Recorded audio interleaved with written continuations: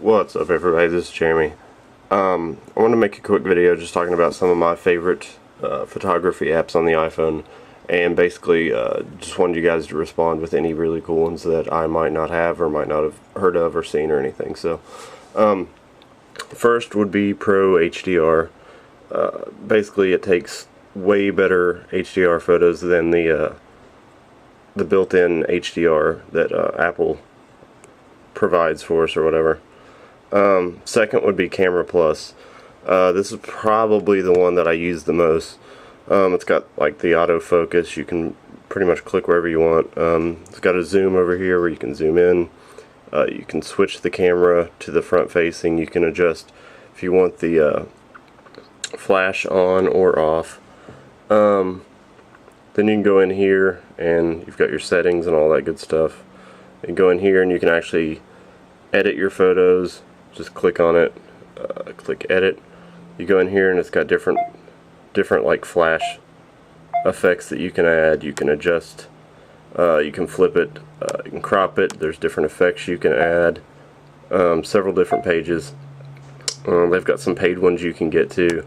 Then they've got borders that you can add. Just going to back out of that real quick. That's probably my favorite, the one I use the most at least.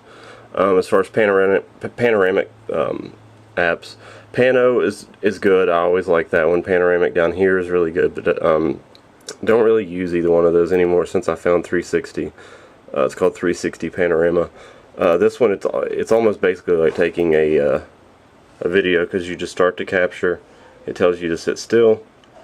Then you just rotate. There's no taking pictures and lining those up or whatever, which it's doing kind of bad now because I'm going really slow just to get this to work on here. But then you hit done.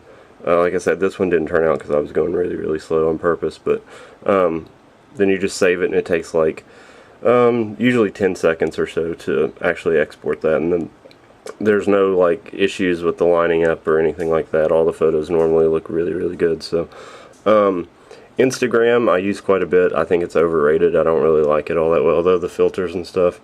There's PLZ. This is, I think, a fairly new one. It's one that it's like they've got a photo service that you can actually upload your photos and stuff. You can take a picture from your camera roll, or you can actually take a picture.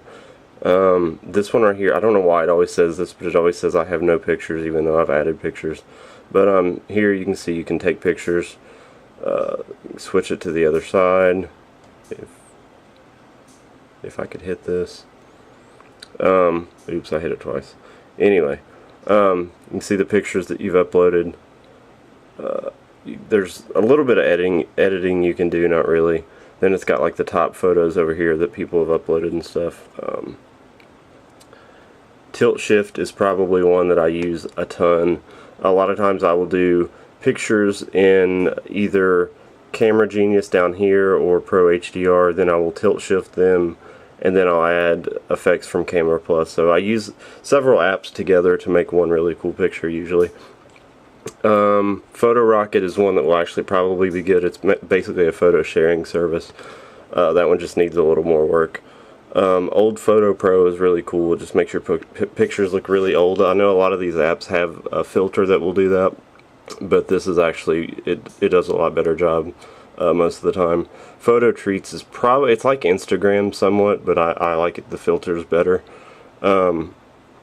Basically you just tap on it, you pick a picture to upload or save, or you can either take a picture or you use one from your camera roll. Then you can either upload it or save it. It's got all these cool little filters. I just like the filters in this better than Instagram, but it's pretty much the same thing. And I think the Photo Treats is actually used in several different apps too. So there's some on this page, but I don't really use those. And Camera Genius is basically what the built-in camera app should be.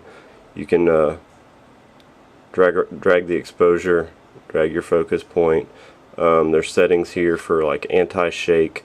You've got the lines for the guide to line up your shot. You can add anti-shake. You can set your flash to on, off, or automatic. You can switch cameras. You can have a big button to where you touch anywhere and it's going to take the picture if you're like looking through backwards or whatever. Then you've got video over here that you can do.